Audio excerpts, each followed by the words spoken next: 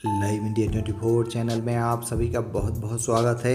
आइए सुनते हैं मुंशी प्रेमचंद जी द्वारा लिखित उपन्यास निर्मला का पार्ट 13। भोंगी बोली, भैया मिठाई रख लो, नहीं तो रो रो कर मर जाएगी। सच मानो, रो रो कर मर जाएगी। मनसाराम ने आंसुओं के उड़ते हुए विवेक को दबाकर कहा, मर जाएगी तो मर जाए मेरी भला से। कौन मुझे बड़ा सुख दे दिया है जिसके लिए पछताऊं। मेरा तो उन्होंने सर्वनाश कर दिया। यह देना मेरे पास कोई संदेशा न भेजे, कुछ ज़रूरत नहीं। भोंगी बोली, भैया तुम तो कहते हो यह खूब खाता हूँ और मौज करता हूँ, मगर देह तो आधी भी न रही। जैसे आए थे उससे आधी भी न रहे। मनसाराम बोला, यह तेरी आंखों का फेर है, देखना 2-4 दिन में मोटाकर कोल्हू हो जाता हूँ कि नहीं। उसने यह भी कह देना कि रोना धोना बंद करे। जो मैंने सुना कि रोती है और खाना नहीं खाती, मुझसे बुरा कोई नहीं होगा। मुझे घर से निकाला है तो आप चैन से रहे। चली है प्रेम दिखाने, मैं ऐसी त्रिया चरित्र बहुत पड़े बैठा हूँ। भूंगी चली गई। मनसाराम को उससे बातें करते ही कुछ ठंड मालूम होने लगी थी। यह अभिनय करने के लिए उसे अपने मनोभावों को जितना बदलना पड़ा था वह उसके लिए असाध्य था। उसका आत्मसम्मान उसे इस कुटिल व्यवहार का जल्द से जल्द अंत कर देने के लिए बाध्य कर रहा था। पर उसका परिणाम क्या होगा? निर्मला क्या यह आघात सह सकेगी? अब तक वह मृत्यु की कल्पना करते समय किसी अन्य प्राणी का विचार न करता था, पर आज का एक ज्ञात हुआ कि मेरे जीवन के साथ एक और प्राणी का जीवन सूत्र भी बंधा हुआ है। निर्मला यह समझेगी कि मेरी निष्ठुरता ही ने इसकी जान ले ली। यह समझकर उसका कोमल हृदय क्या फट न जाएगा। उसका जीवन तो अब भी संकट में है। संदेह के कठोर पंजे में फंसी हुई अबला क्या अपने को हत्यारनी समझकर बहुत दिन जीवित रह सकती है? मनसाराम ने चारपाई पर लेटकर लिहाफ ओढ़ लिया, फिर भी सर्दी से कलेजा कांप रहा था। थोड़ी ही देर में उसे जोर से ज्वर चढ़ आया, वह बेहोश हो गया। इस अचेत दशा में उसे भांति भांति के स्वप्न दिखाई देने लगे। थोड़ी थोड़ी देर के बाद चौंक पड़ता, आंखें खुल जाती, फिर बेहोश हो जाता। सहसा वकील साहब की आवाज़ सुनकर वह चौंक पड़ा। हाँ, वकील साहब ही की आवाज़ थी। उसने लिहाफ फेंक दिया और चारपाई से उतरकर नीचे खड़ा हो गया। उसके मन में एक आवेग हुआ कि इस वक्त उनके सामने प्राण दे दूं। उसे जैसा मालूम हुआ कि मैं मर जाऊं तो इन्हीं सच्ची खुशी होगी। शायद इसलिए वह देखने आए हैं कि मेरे मरने में कितनी देर है। वकील साहब ने उसका हाथ पकड़ लिया जिससे वह गिर ना पड़े और पूछा, कैसी तबीयत है लल्लू? लेटे क्यों न रहे? लेट न जाओ, तुम खड़े क्यों हो गए? मनसाराम ने कहा, मेरी तबीयत तो बहुत अच्छी है, आपको व्यर्थ ही कष्ट हुआ। मुंशी जी ने कुछ जवाब न दिया। लड़के की दशा देखकर उनकी आंखों से आंसू निकल आए थे। वह हष्टपुष्ट बालक जिसे देखकर चित्त प्रसन्न हो जाता था, अब सूख कर कांटा हो गया था। 5-6 दिन में ही वह इतना दुबला हो गया था कि उसे पहचानना कठिन था। मुंशी जी ने उसे आहिस्ता से चारपाई पर लिटा दिया और लिहाफ अच्छी तरह से उड़ाकर सोचने लगे कि अब क्या करना चाहिए, कहीं लड़का हाथ से तो ना जाएगा। यह ख्याल करके वह शोक में विह्वल हो गए और स्टूल पर बैठकर फूट फूट कर रोने लगे। मनसाराम भी लिहाफ में मुँह लपेटे रो रहा था। अभी थोड़े ही दिनों पहले उसे देखकर पिता का हृदय गर्व से फूल उठा था, लेकिन आज उसे इस दारुण दशा में देखकर ही वह सोच रहे हैं कि इसे घर ले चलूं या नहीं। क्या यहाँ दवा नहीं हो सकती? मैं यहाँ 24 घंटे बैठा रहूँगा। डॉक्टर साहब यहाँ हैं ही, कोई दिक्कत ना होगी। घर ले चलने में उन्हें बाधाएं ही बाधाएं दिखाई देती थीं। सबसे बड़ा भय था कि वहाँ निर्मला उसके पास हरदम बैठी रहेगी और मैं मना न कर सकूँगा। यह उनके लिए असहनीय था। इतने में अध्यक्ष ने आकर कहा, मैं तो समझता हूँ आप इन्हें अपने साथ ले जाएं। गाड़ी है ही, कोई तकलीफ ना होगी, यहाँ अच्छी तरह देखभाल ना हो सकेगी। मुंशी जी बोले, हाँ आया तो मैं इसी ख्याल से था, लेकिन इतनी हालत बहुत ही नाजुक मालूम होती है। जरा सी असावधानी होने से हो जाने का भय है। अध्यक्ष बोले, यहाँ से इन्हें ले जाने में थोड़ी सी दिक्कत ज़रूर है, लेकिन यह तो आप खुद सोच सकते हैं कि घर पर जो आराम मिल सकता है वह यहाँ किसी तरह नहीं मिल सकता। इसके अतिरिक्त किसी बीमार लड़के को यहाँ रखना नियम विरुद्ध है। मुंशी जी ने कहा, कहिए तो मैं हेडमास्टर से आज्ञा ले लूँ। मुझे इनको यहाँ से इस हालत में ले जाना किसी तरह मुनासिब नहीं मालूम होता। अध्यक्ष ने हेडमास्टर का नाम सुना तो समझे कि यह महाशय धमकी दे रहे हैं। जरा तिनक कर बोले, हेडमास्टर नियम विरुद्ध कोई बात नहीं कर सकते। मैं इतनी बड़ी जिम्मेदारी कैसे ले सकता हूँ? अब क्या हो, क्या घर ले जाना ही पड़ेगा। यहाँ रखने का तो यह का बहाना था कि ले जाने से बीमारी बढ़ जाने की शंका है। यहाँ से ले जाकर अस्पताल में ठहराने के लिए कोई बहाना नहीं है। जो सुनेगा वह यही कहेगा कि डॉक्टर की फीस बचाने के लिए लड़के को अस्पताल फेंक आए। अब ले जाने के सिवा और कोई उपाय न था। अगर अध्यक्ष महोदय इस वक्त रिश्वत लेने पर तैयार हो जाते तो शायद 2-4 साल का वेतन ले लेते, लेकिन कायदे के पाबंद लोगों में इतनी बुद्धि, इतनी चतुराई कहाँ। अगर इस वक्त मुंशी जी को कोई आदमी ऐसा उज़्र सुझा देता जिससे उन्हें मनसाराम को घर न ले जाना पड़े तो वह आजीवन उसका एहसान मानते। सोचने का समय भी नहीं था। अध्यक्ष महोदय शैतान की तरह सिर पर सवार थे। विवश होकर मुंशी जी ने दोनों साइंसों को भुलाया और मनसाराम को उठाने लगे। मनसाराम अर्धचेतना की दशा में था। चौंक कर बोला, क्या है, कौन है? मुंशी जी ने कहा, कोई नहीं है बेटा, मैं तुम्हें घर ले जाना चाहता हूँ, आओ गोद में उठा लो। मनसाराम बोला, मुझे क्यों घर ले जाते हो? मैं वहाँ नहीं जाऊँगा। मुंशी जी ने कहा, यहाँ तो रह नहीं सकते, नियम ही ऐसा है। मनसाराम ने कहा, कुछ भी हो वहाँ ना जाऊँगा, मुझे और कहीं ले चलिए, किसी पेड़ के नीचे, किसी झोपड़े में, जहाँ चाहे रखिए, पर घर ना ले चलिए। अध्यक्ष ने मुंशी जी से कहा, आप इन बातों का ख्याल ना करें, यह तो होश में नहीं है। मनसाराम ने कहा, कौन होश में नहीं है? मैं होश में नहीं हूँ, किसी को गोलियाँ देता हूँ, दांत काटता हूँ, क्यों होश में नहीं हूँ? मुझे यहीं पड़े रहने दीजिए, जो कुछ होना होगा यहीं होगा। अगर ऐसा है तो मुझे अस्पताल ले चलिए, मैं वहाँ पड़ा रहूँगा। जीना होगा जीऊँगा, मरना होगा मरूँगा, लेकिन घर किसी तरह भी न जाऊँगा। यह जोर पकड़कर मुंशी जी फिर अध्यक्ष से मिन्नतें करने लगे, लेकिन वह कायदे का पाबंद आदमी कुछ सुनता ही न था। अगर छूत की बीमारी हुई और किसी दूसरे लड़के को छूत लग गई तो कौन उसका जवाबदेह होगा? इस तर्क के सामने मुंशी जी की कानूनी दलील भी मात हो गई। आखिर मुंशी जी ने मनसाराम से कहा, बेटा तुम्हें घर चलने से क्यों इनकार हो रहा है? वहाँ तो सभी तरह का आराम होगा। मुंशी जी ने कहने को तो यह बात कह दी, लेकिन डर रहे थे कि कहीं सचमुच मनसाराम चलने पर राजी न हो जाए।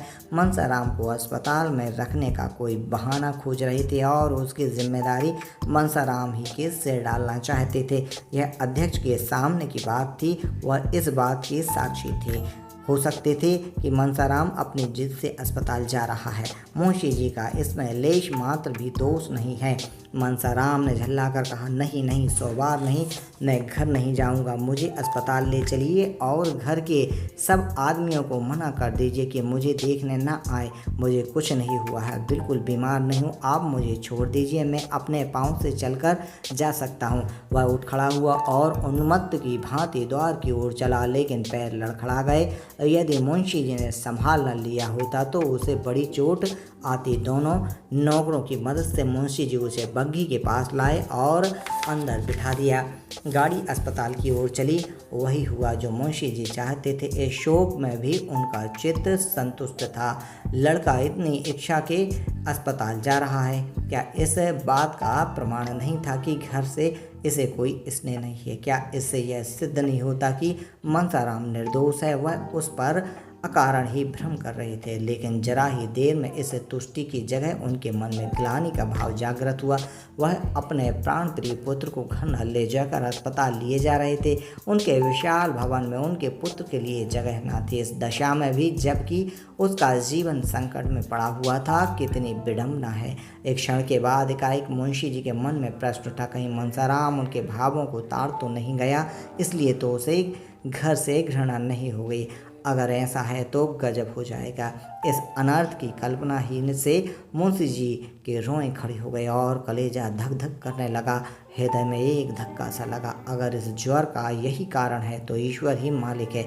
इस समय उसकी दशा अत्यंत दयनीय थी। वह आग जो उन्होंने अपने ठिठुरे हुए हाथों को सेंकने के लिए जलाई थी अब उनके घर में लगी जा रही थी। इसे करुणा, पश्चाताप और शंका से उनका चित्र घबरा रहा था।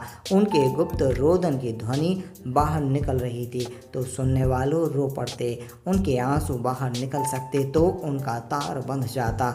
उन्होंने पुत्र के वर्णहीन मुख की ओर एक बार वात्सल्यपूर्ण नेत्रों से देखा। वेदना से विकल होकर उसे छाती से लगा लिया और इतना रोए कि हिचकी बन गई।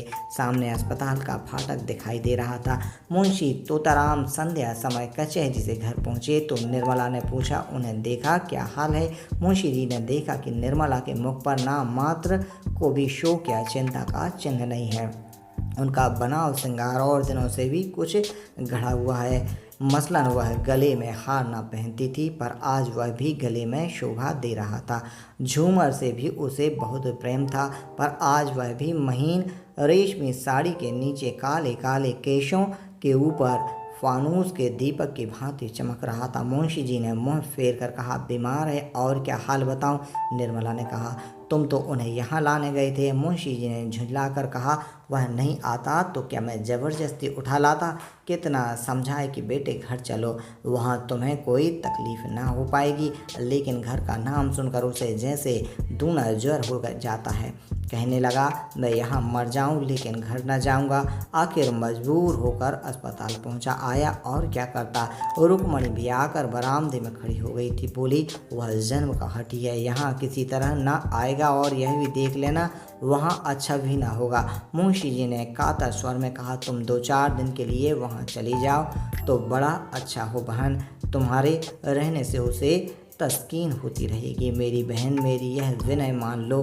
अकेले वह रो रो कर प्राण दे देगा। बस हाय अम्मा की रट लगाकर रोया करता है। मैं वहीं जा रहा हूँ, मेरे साथ ही चलो। उसकी दशा अच्छी नहीं बहन, वह सूरत ही नहीं रही। देखें ईश्वर क्या करते हैं। यह कहते कहते मुंशी जी की आंखों से आंसू बहने लगे।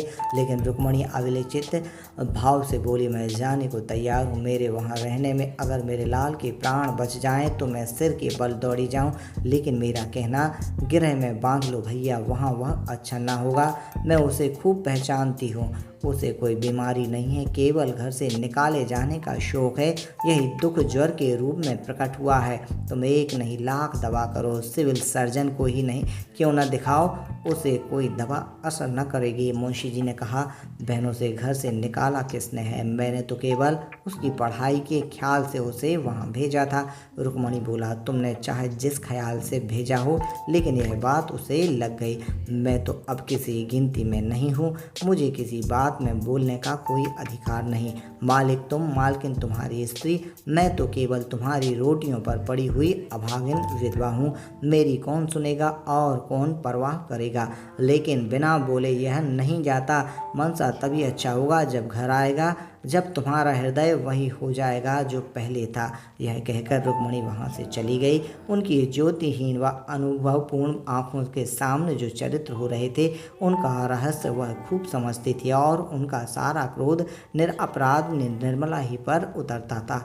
इस समय वह कहते कहते रुक गई। जब तक वह लक्ष्मी इस घर में रहेगी इस घर की दशा बिगड़ती ही जाएगी। उसके प्रकट रूप से न रहने पर भी उसका आशय मुंशी जी से छिपा नहीं रहा। उनके चले जाने पर मुंशी जी ने सिर झुका लिया और सोचने लगे। इन्हें अपने ऊपर इस समय इतना क्रोध आ रहा था कि दीवार से सिर पटक कर प्राणों का अंत कर दें। उन्हें क्यों विवाह किया था? विवाह करने की क्या ज़रूरत थी? ईश्वर ने उन्हें एक नहीं 3 पुत्र दिए थे। उनकी अवस्था भी 50 के लगभग पहुंच गई थी। फिर उन्होंने क्यों विवाह किया? क्या इसी बहाने ईश्वर को उनका सर्वनाश करना मंजूर था? उन्होंने सिर उठाकर एक बार निर्मला की साहस पर निश्चल मूर्ति देखा और अस्पताल चले गए। निर्मला की साहस छवि ने उनका चित्त शांत कर दिया। आज कई दिनों के बाद उन्हें यह शांति मयस्सर हुई थी।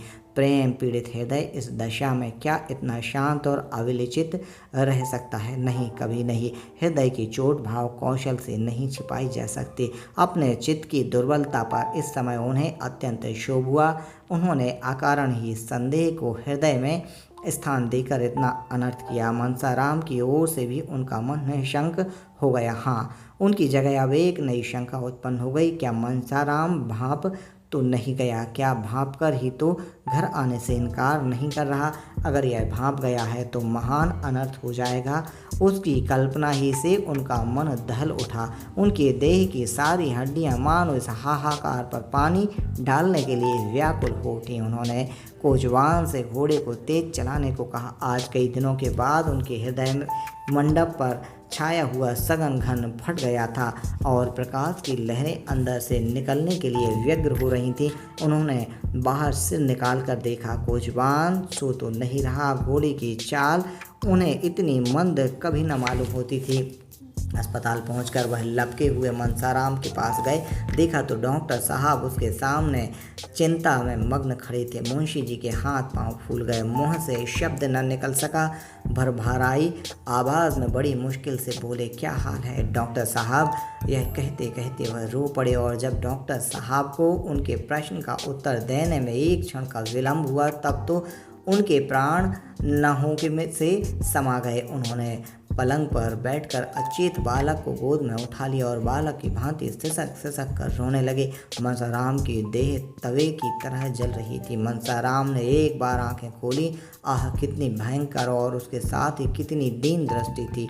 मुंशी जी ने बालक को कंठ से लगाकर डॉक्टर से पूछा, क्या हाल है साहब?